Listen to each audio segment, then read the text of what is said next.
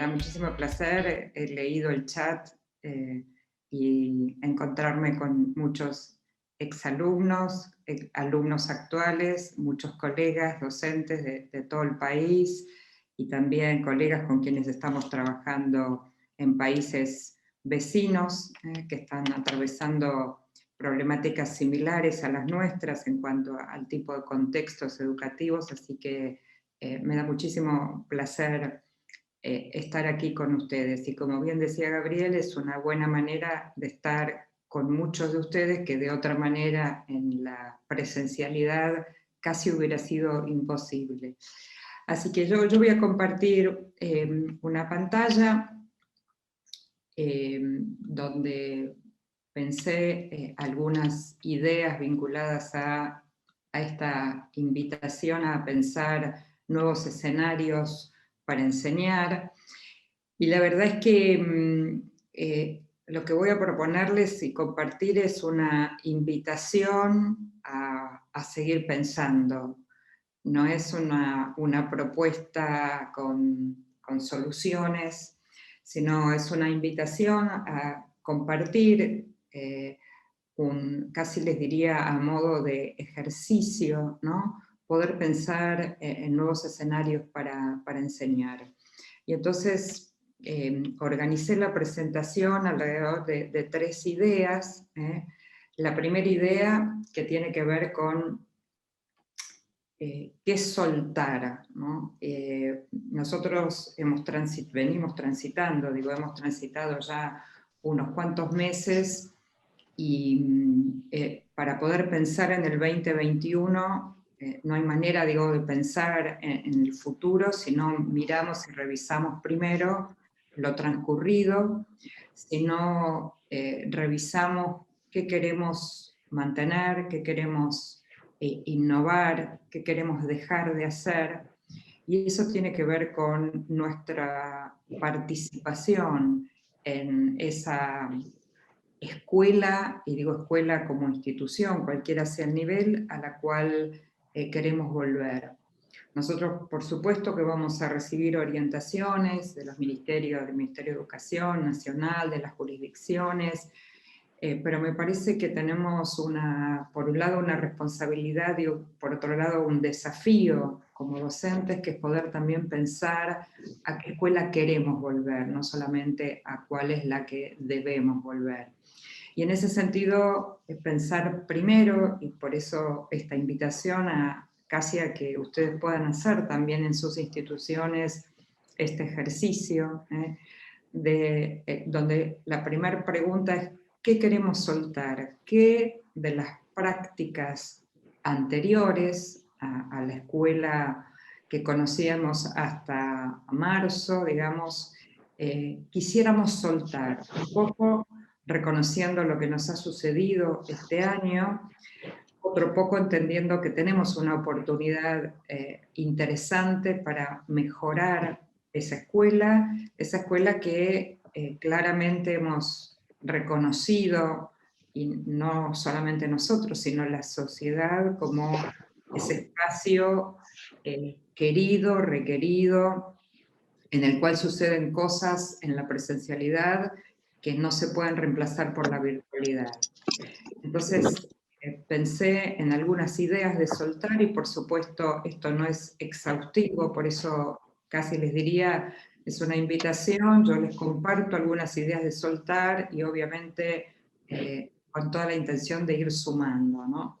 La primera idea es soltar la escuela como único lugar y tiempo para aprender, ¿no? Si hay algo que hemos recorrido y hemos comprendido en todo este periodo, que no es la escuela el único lugar para aprender, ni tampoco el tiempo escolar es el único tiempo donde aprendemos. Entonces, ¿cómo soltar esta idea abriendo la escuela al mundo, interactuando con otros actores por fuera de la escuela? Bueno, hay como una línea de trabajo bien interesante si uno piensa en soltar esta primera idea.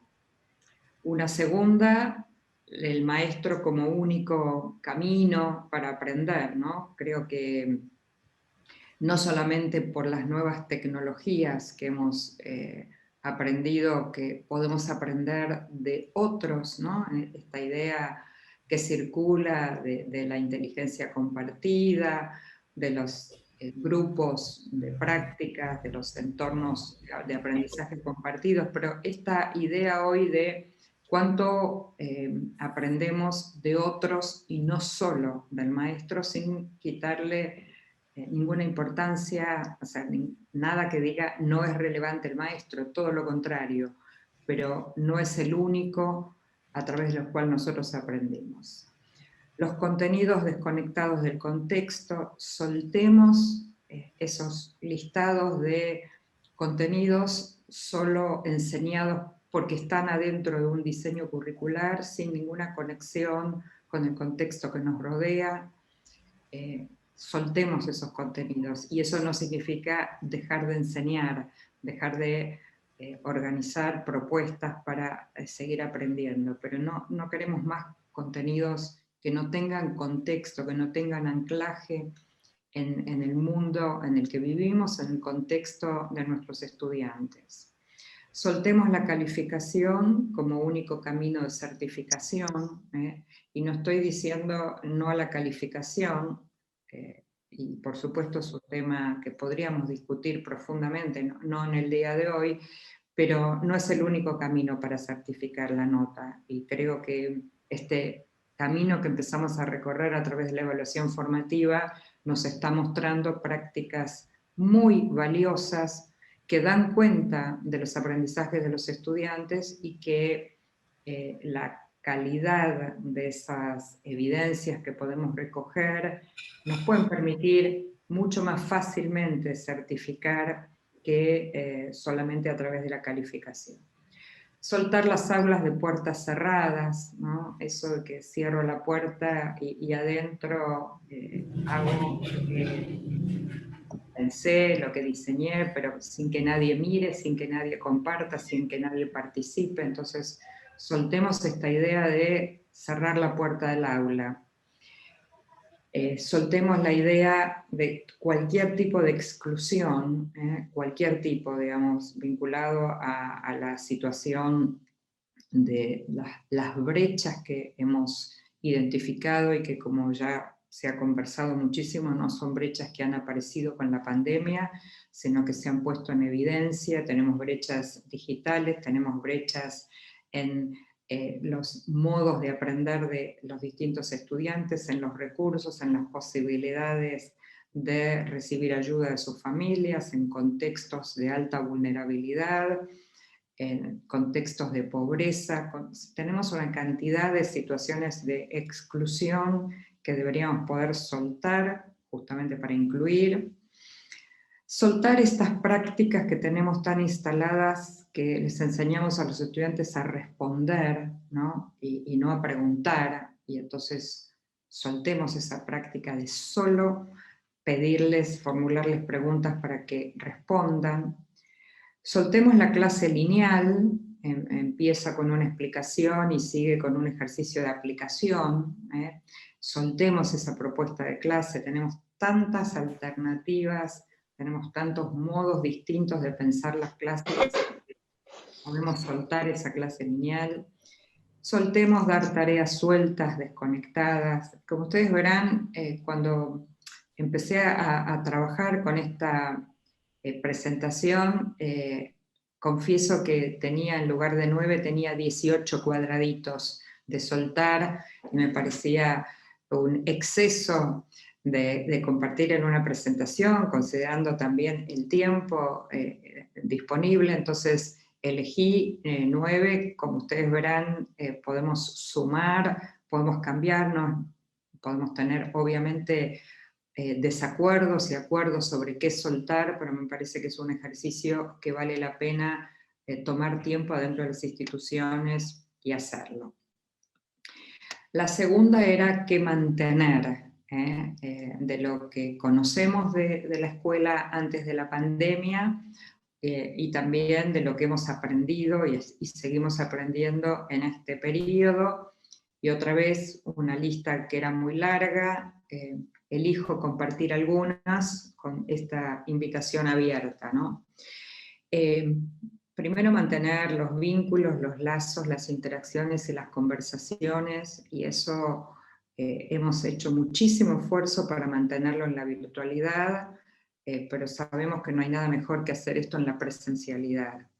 Así que pensando en los modelos híbridos, que probablemente sean los modelos a los que podamos volver inicialmente, bueno, ¿qué lugar preponderante va a ocupar en la presencialidad, los vínculos, las interacciones, las conversaciones? ¿Cómo ponemos esto en primer lugar? Para algunos que será revincularse a la escuela, para otros será vincularse tal vez por primera vez. Entonces ocupa un lugar importante en cómo logramos mantener estos vínculos, estos lazos, estas conversaciones. Cómo mantenemos el hacer, el sentir y el pensar de una manera articulada y no disociada. Estas preocupaciones que discutimos en estos meses, tenemos que enseñar cuántos contenidos, un currículum recortado, prioritarios, qué pasa con el hacer, qué pasa con lo que les pasa a los estudiantes emocionalmente hablando. Bueno, cómo articulamos, y hemos hecho también mucho de esto, ¿no? De escuchar qué les pasa a nuestros estudiantes, reflexionar con ellos acerca de cómo están aprendiendo. Les hemos hecho propuestas desafiantes, en muchos casos, para seguir aprendiendo. Mantener el acompañamiento a las trayectorias escolares, sabiendo que tenemos una diversidad de trayectorias escolares que las teníamos antes de la pandemia, pero que hoy podría, digamos, casi asegurar que tenemos muchísima más diversidad de trayectorias, con lo cual vamos a tener que mantener la idea de acompañamiento y seguramente desafiar mucho qué tipo de acompañamiento ante tanta diversidad de trayectorias. Mantener el aprendizaje colaborativo, cooperativo, estas redes maravillosas que de distintas maneras, redes de docentes, redes de padres, de familias, redes de estudiantes, redes de pares que han permitido compartir experiencias, compartir saberes, y me parece que es algo que tenemos que mantener. Por supuesto que cuando digo mantener y profundizar, ¿no? Mantener el valor de seguir aprendiendo a lo largo de toda la vida, porque si hay algo que hemos aprendido en este periodo es que vamos a tener que seguir aprendiendo y reaprendiendo toda la vida, y entonces cómo mantenemos esta idea y qué herramientas les ofrecemos a los estudiantes para seguir aprendiendo a lo largo de toda la vida. Mantener la evaluación formativa, que yo ya he compartido con muchos de ustedes, casi simpáticamente agradecerle a la señora pandemia que nos ha traído la evaluación formativa a nuestras aulas, no a la teoría, que ya la teníamos de antes, no a los libros, a los textos, a las investigaciones, sino a las aulas, ¿no? Y también mantener a la escuela como articuladora de políticas públicas, ¿no? En la escuela no solamente enseñamos, nosotros en la escuela gestionamos un montón de otras acciones, de otras políticas que no son propiamente de la educación y que ayudan de alguna manera que esta brecha que tenemos ante tanta diversidad de estudiantes pueda de alguna manera paliarla, de alguna manera contribuir. Entonces, estas ideas tendrían que ver con qué mantener. Y la tercera, que es la invitación a los desafíos, a reimaginar, a empezar a pensar esa pregunta que les decía al principio, ¿a qué escuela queremos volver? Entonces, ¿cómo hacemos para pensar una escuela con un estudiante protagonista, con un estudiante que se apropia de sus procesos de aprendizaje, con un estudiante que toma el aprendizaje en sus manos, con todo el trabajo, por supuesto, colectivo con los docentes, pero un estudiante que no está sentado pasivamente esperando o escuchando una propuesta del docente, sino que se involucra en esa propuesta, y activamente. Y entonces la voz del estudiante ocupando un lugar muy importante en nuestras propuestas, en nuestros diseños, planificaciones, en nuestras propuestas de enseñanza. ¿Cómo imaginamos agrupamientos flexibles, ¿no? Y aquí tenemos mucho para discutir y para imaginar, porque estamos por ahora con esta idea de las burbujas, y las burbujas por ahora son burbujas que no cambian, que no interactúan con otras, justamente por preservar el tema de la salud, pero seguramente a medida que avancemos y que podamos salir de la pandemia, sería interesante empezar a pensar criterios de agrupamiento que no sean solamente por grado, por materia, por nivel educativo, sino ir pensando otros modos de agrupar con otros criterios, ¿no? Y ya hay experiencias interesantes, agrupamientos por temas de interés, agrupamientos donde los proyectos toman caminos alternativos. Entonces, ¿cómo reimaginamos esta nueva escuela, este nuevo modo de aprender a través de agrupamientos flexibles? Por supuesto, el aprender a aprender, cómo avanzamos en serio con este desarrollo de habilidades metacognitivas para lograr estudiantes autónomos, ¿no? Y allí tenemos un largo recorrido para imaginar cómo logramos ese desarrollo de habilidades metacognitivas para cada uno de los estudiantes.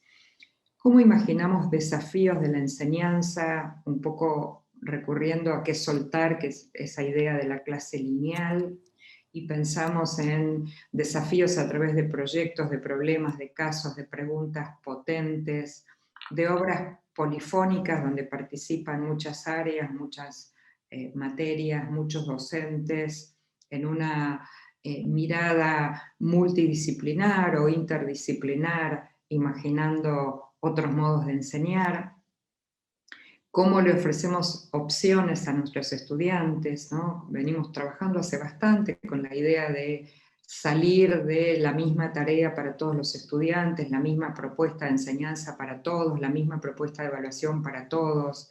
Entonces, bueno, cómo animarnos a reimaginar recorridos más, si quieren, con la imagen de autopistas, ¿no? No de un camino recto, de una ruta, sino de autopistas donde queremos llegar probablemente a un mismo lugar en términos de la construcción de lo común, tan importante, pero al mismo tiempo cuántas autopistas diferentes nos podrían llevar a la construcción también de lo común.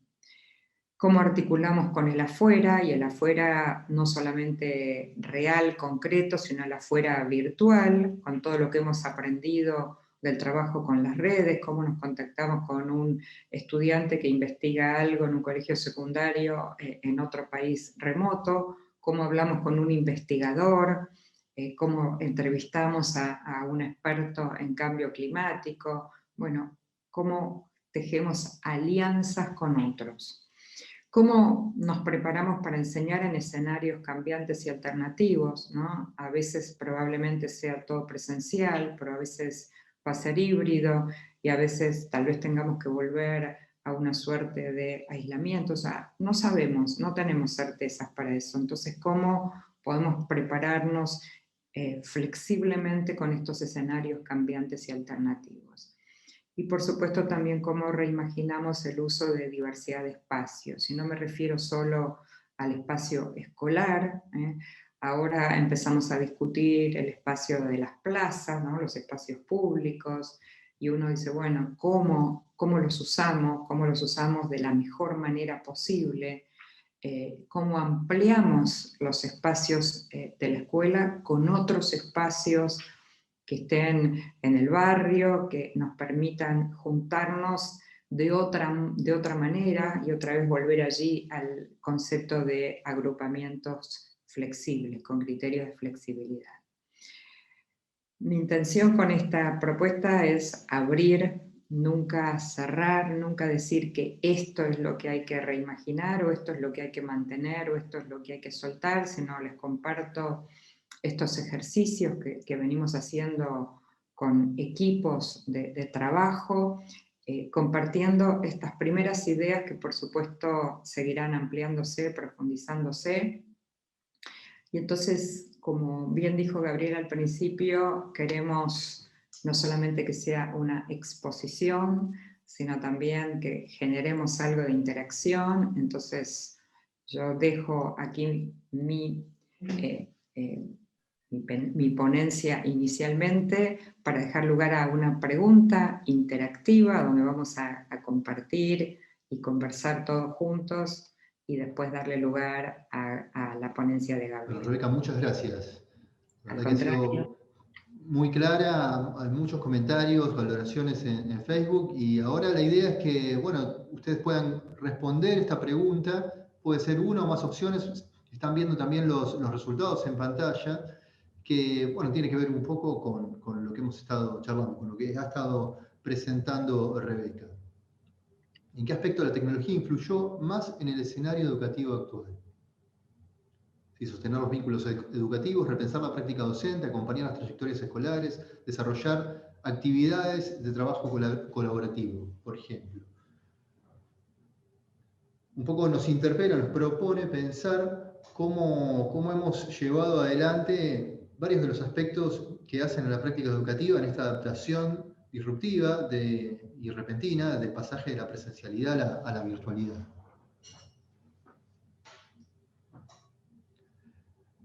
Cuando terminemos de responder y veamos un poco los resultados en conjunto, Gabriel Almada va a comenzar con su instancia de presentación de una herramienta digital en la cual va a recuperar algunos de los puntos que hemos estado mencionando tanto en esta pregunta interactiva como también Rebeca.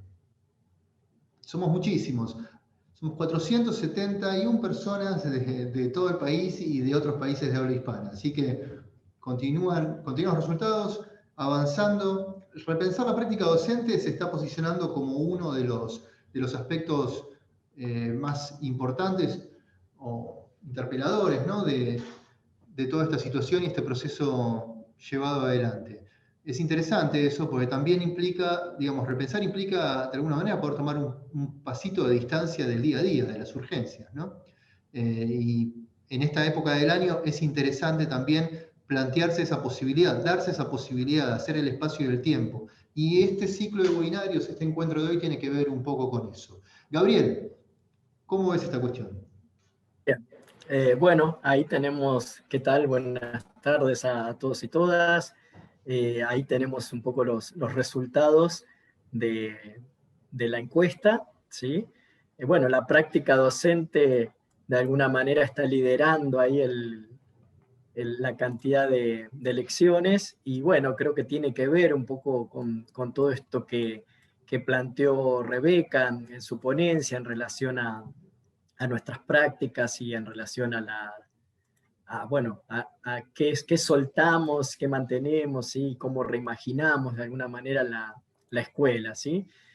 Voy a compartir pantalla para recorrer algunas cuestiones y ver una herramienta. A ver si ahí estamos. Bien, estamos viendo tu presentación, Gabriel. Perfecto. Bueno, la idea era un poco partir de lo que propone Rebeca, ¿sí? En su ponencia, y algunas cuestiones que me interesan es retomar esta cuestión de pensar la escuela con un protagonismo de nuestros estudiantes, pensar la escuela y la tecnología nos ayuda mucho al respecto para que aprendan a formular preguntas y no solamente respuestas. Pensar propuestas con tecnologías que abran un abanico de opciones donde los estudiantes puedan elegir qué es lo que quieren resolver de todas esas propuestas. Pensar el tema de los tiempos y los espacios, ¿sí? El tema de lo que se hace en la escuela, lo que se hace en la virtualidad, lo que se hace en lo presencial, ¿sí? Lo que se hace desde alguna herramienta colaborativa. Y también pensar un poco el tema del lugar que le damos a los lenguajes en plural, ¿sí? A las imágenes, a los videos, al lenguaje sonoro, etc. Y la otra cuestión que me interesa también pensar en esta escuela que vamos a reimaginar juntos, ¿sí? Es cómo vamos a combinar la presencialidad con las actividades en línea, y dentro de las actividades en línea, aquellas que las consideremos sincrónicas y aquellas que decidamos trabajarlas de manera sincrónicas, y en ese sentido hemos usado muchas herramientas en este periodo que necesitamos de alguna manera sostener en la escuela que viene, ¿sí? Cuando podamos volver a la normalidad del hacer escuela, la invitación es no abandonar todas estas prácticas en las que aprendimos tanto, compartimos tanto, y creo que lo que se puso en juego fue un poco esta inteligencia colectiva, esta colaboración entre docentes, entre colegas, entre familias, con los propios estudiantes, para sumar distintas herramientas para propuestas más potentes, ¿sí?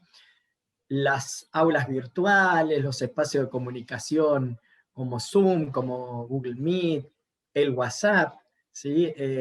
Y después todas las herramientas que nos permiten el trabajo colaborativo, desde Google Drive, los mapas interactivos, Genially, que es una herramienta que la vamos a ver ahora con un poquito de detalles, los muros de Padlet, el video y el sonido, ¿sí? como otros elementos que nos permitieron sostener la continuidad en este escenario tan particular, ¿sí? Bueno, voy a pasar a mostrar un poco una de las herramientas. La herramienta es Genially, es una herramienta que nos permite, ¿sí?, construir distintos tipos de objetos, ¿sí? Podemos crear una presentación, podemos crear una instancia de juego, o sea, de una instancia de aprendizaje gamificado, ¿sí? Y también podemos crear experiencias de aprendizaje, ¿sí? De enseñanza y aprendizaje. En estas categorías tenemos una opción muy interesante que es la de módulos didácticos, ¿sí? Y vamos a tomar algunas cuestiones a tener en cuenta. Yo ya tengo abierta una plantilla. La herramienta nos permite seleccionar plantillas en blanco o plantillas que tienen ya diseños más avanzados. Y la herramienta nos propone, a través de la barra de la izquierda, manejar una serie de objetos sobre este espacio, ¿sí?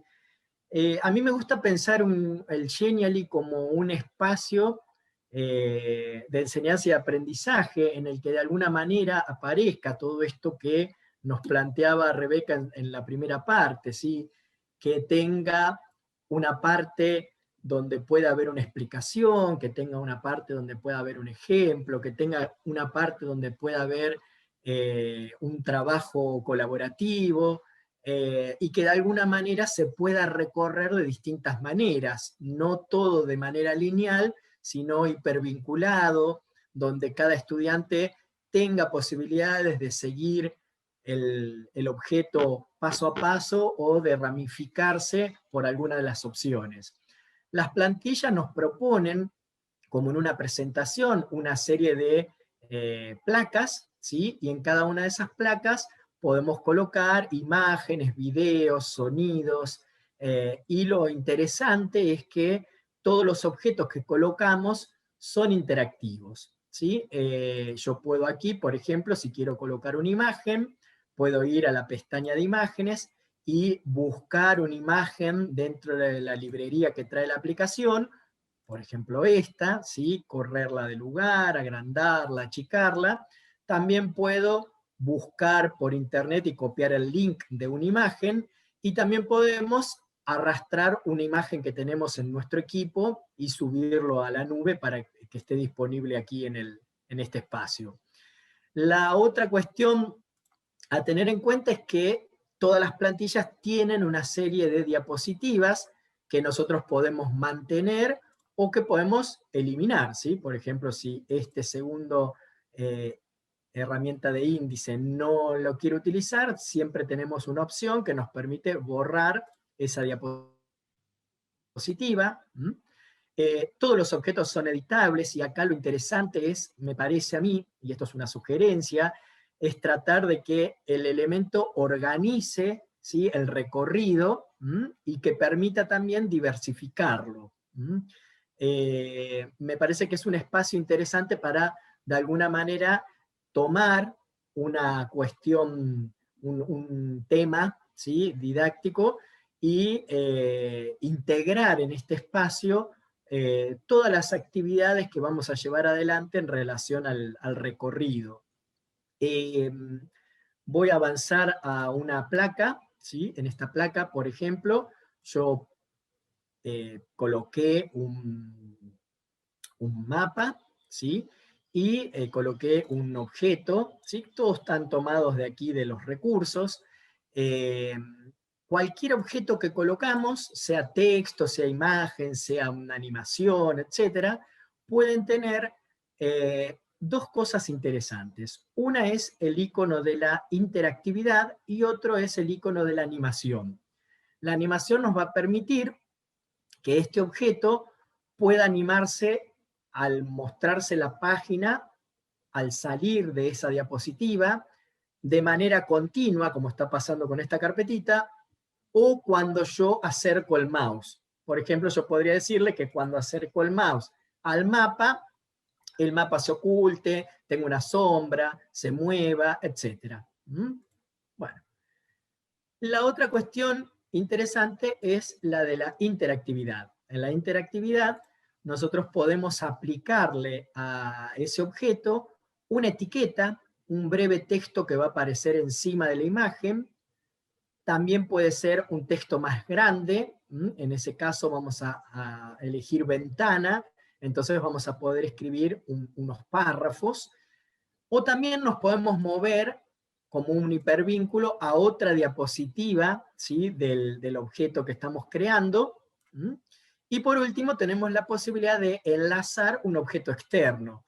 En mi caso, por ejemplo, yo voy a decirles que cuando toquen el mapa, les cargue, ¿sí?, otra herramienta, que en este caso es un mapa de Padlet, ¿sí? Yo lo tengo ya abierto, entonces voy a copiar esa dirección del mapa, y volviendo a la diapositiva, lo voy a pegar en este espacio, y ahí le puedo decir si quiero que se abra en una pestaña nueva o en la misma pestaña. Guardamos los cambios, ¿sí? Esta herramienta trabaja online y va guardando de manera automática lo que estamos haciendo. Y, por ejemplo, se me ocurría que en el caso de la carpeta podríamos hacer también una interacción, y en ese caso podríamos, por ejemplo, colocar un enlace a una carpeta de Drive en la cual tengamos, por ejemplo, acceso a otros elementos, ¿sí? Yo acá tengo, bueno, preparada una carpetita con recursos, entonces puedo obtener el enlace, y una vez que copié ese enlace, colocar el enlace en el icono de la carpeta, para que cuando el estudiante presione la carpeta, se le va a abrir un repositorio con materiales para trabajar en el proyecto que le proponemos. También podríamos, como cosa interesante, ¿sí?, colocar en este mismo espacio, ¿sí?, tal vez en otra diapositiva, los accesos a las producciones grupales que vayan creando cada uno de los grupos, ¿sí? Se me ocurre que, por ejemplo, podríamos crear un documento de trabajo para cada grupo, y ese documento de trabajo también obtener el enlace o compartirlo con los estudiantes. Incluso me parece interesante cuando compartimos un trabajo grupal, me parece interesante que los demás grupos puedan visualizar cómo están avanzando los otros grupos, sus compañeros de otros grupos, y participar como editores en su trabajo, pero en el otro trabajo poder visualizar el avance de los grupos, porque muchas veces las ideas de colegas o compañeros que están en otro grupo pueden servirme como un elemento para dispararme una idea cuando yo pienso la propuesta. Entonces aquí, por ejemplo, podríamos a cada uno de los grupos colocarle el enlace a su espacio de trabajo. Cuando nosotros tenemos el objeto terminado, el objeto se puede estar modificando continuamente, vamos a tener una opción que nos va a permitir compartirlo. Y en esa opción de compartirlo, lo que podemos hacer es copiar una URL que la podríamos mandar por un grupo de WhatsApp, por cualquier elemento de comunicación, y también lo que podemos hacer es insertar el objeto en cualquier herramienta de enseñanza y aprendizaje virtual, llámese Moodle, llámese las aulas del portal Juana Manso, o las clases de Classroom. También podemos enviarla por mail, colocando una lista separadas por comas, compartirla en distintas redes sociales, y trae también la posibilidad de insertar directamente el objeto de enseñanza y aprendizaje en un aula de Classroom, ¿sí? Creo que nos muestra distintas opciones interesantes. Esta sería la forma en que los estudiantes verían el objeto, ¿sí? El objeto va a ser interactivo, o sea, van a poder tocar flechas, según lo que elijan, se van a mover a distintos lugares. Ese recorrido puede ser hipervinculado o puede ser secuencial, avanzando página por página. Y aquí, por ejemplo, tenemos lo que yo les comentaba, el mapa. Ven que cuando me acerco se mueve, al presionar se va a abrir el mapa, que era un mapa de Padlet, y la carpeta para poder acceder, o el tema, que en este caso era el acceso a un grupo. Otra cosa interesante que tiene la herramienta es la posibilidad de agregar en las explicaciones videos y audios. Entonces yo puedo, por ejemplo, tener, no sé, una explicación en video. Voy a seleccionar una de subida a YouTube y colocar ese objeto como una explicación en video. Esa explicación obviamente puede cambiar el tamaño, se puede decirle que se autoejecute cuando se entra a la placa, o que el usuario presione el play para escuchar el video y visualizar el video. Y otra herramienta muy interesante es el tema de los audios, que más allá de que tanto en video como en audio nos permita incorporar herramientas externas, SoundCloud, Spotify, o videos de YouTube, Vimeo, o videos subidos a Google Drive, pero también tiene una herramienta muy interesante que es la grabación de audio. En este caso, el docente le puede dejar al estudiante un mensaje en audio, ¿sí? Presionando aquí el micrófono, lo grabamos. Una vez que terminamos, detenemos, y ese mensaje, ¿sí?, se puede colocar en la página como una explicación. Incluso se le puede activar la autoejecución para que apenas entren a esa diapositiva aparezca la indicación del docente, o dejarlo para que el estudiante lo presione. Me parece que lo interesante de la herramienta es pensar el recorrido visual y pensar las maneras de interactuar, que no sea solamente un espacio de enseñanza y o explicación, sino que también en el mismo espacio se integre la producción de cada grupo, la producción de los estudiantes, e incluso podríamos armar distintas versiones enfocadas en esta cuestión de atender a recorridos de distintos grupos. Eso es un poco la idea que les quería proponer, y obviamente ahora vamos a habilitar un espacio de consultas, ¿sí? Bueno, muchas gracias, Gabriel. Muy claro. Fueron surgiendo varias consultas. Voy a plantear, les pido por favor si le hacemos los mix. Estemos atentos a eso, porque es algo importante para que después podamos acceder nuevamente a esto a través del video, la edición. Bueno, y en relación a esa claridad, empiezo con una preguntita para Gabriel. Rebeca, después tenemos otras preguntas y comentarios para vos. Pero como para que sea cortita y al pie en relación a lo que estuviste planteando. Preguntaban si para interactuar con los alumnos es necesario que ellos tengan la aplicación, ¿sí? Claro.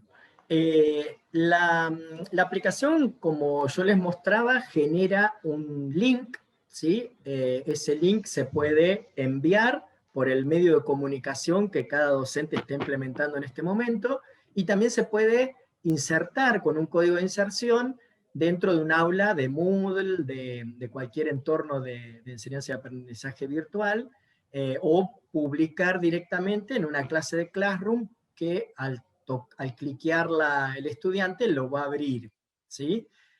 Obviamente son herramientas que no trabajan de manera sincrónica, ¿sí? La interacción la vamos a lograr en relación a la participación, a los links que coloquemos dentro de, el objeto, pero no va a ser de manera sincrónica. Bien. Vamos a retomar algo que había surgido en la pregunta interactiva, si les parece, que es interesante, porque Gastón, en relación a las opciones que habíamos planteado, decía que las 4 eran válidas, recuerdan, ¿no? Digamos, la que se había desarrollado más que nada en cuanto a las respuestas era la reflexión, revisión sobre la práctica docente. Pero él había elegido desarrollar la del trabajo, o plantear, digamos, como opción la del trabajo colaborativo, porque planteaba que ya no es solo un trabajo entre pares, sino que es un trabajo hacia arriba, es decir, con los directivos, y hacia abajo con los estudiantes. ¿Cómo ves esto, Rebeca, digamos, esta posibilidad de repensar la práctica docente en este contexto que nos movió el tablero a todos, sin referencias previas, pero que habilitó recuperar algunas instancias que estaban muy enunciadas, pero poco puestas en prácticas, como el trabajo colaborativo y el trabajo en red, como están mencionando Claudia aquí? Bueno, en principio, mira, si podemos tener un ejemplo de trabajo colaborativo, es leer el chat que está sucediendo aquí, ¿no? Donde Gabriel explica algo e inmediatamente se generan un montón de preguntas e inmediatamente se generan un montón de ayudas con respuestas, con ideas, ¿no? Me parece que esto, diría, es maravilloso porque es en tiempo real, porque responde, digo, casi inmediatamente, por supuesto, a preguntas puntuales, pero me parece que es una muestra bien interesante de que cuando uno quiere usar la tecnología con propósitos claros, en este caso, por ejemplo, de colaboración, bueno, las herramientas son sumamente potentes, ¿no? Por supuesto que no nos alcanza, quiero decir, siempre que empezamos con esto, después queremos más, queremos otro tipo de colaboraciones.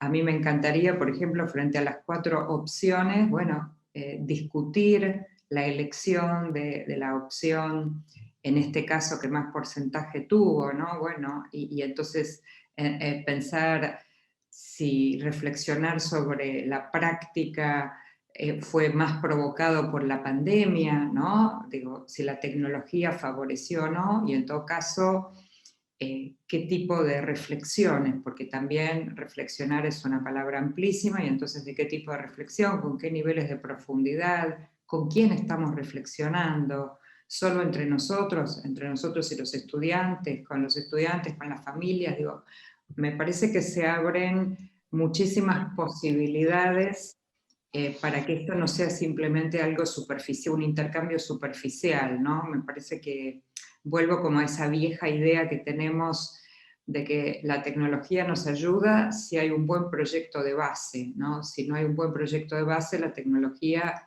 bueno, es un recurso más, pero que no va a cambiar en esencia o no va a desafiar la enseñanza. Entonces, cuando Gabriel vos mostrabas la herramienta, tus comentarios eran, bueno, si uno quiere que el alumno haga tal cosa, ¿no? O sea, ese pensamiento, ese modo de pensar la herramienta, es un modo de pensar la enseñanza, no simplemente la herramienta, ¿no?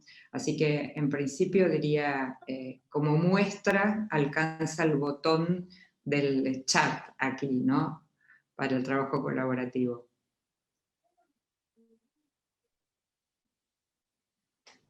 Perdón que estaba muteado. Justamente que esto que planteabas en relación a las familias, Jessica había planteado que esta situación que afectó tanto a alumnos, docentes y familia, donde el docente junto con la familia se tuvo que ir ayornando, ¿no?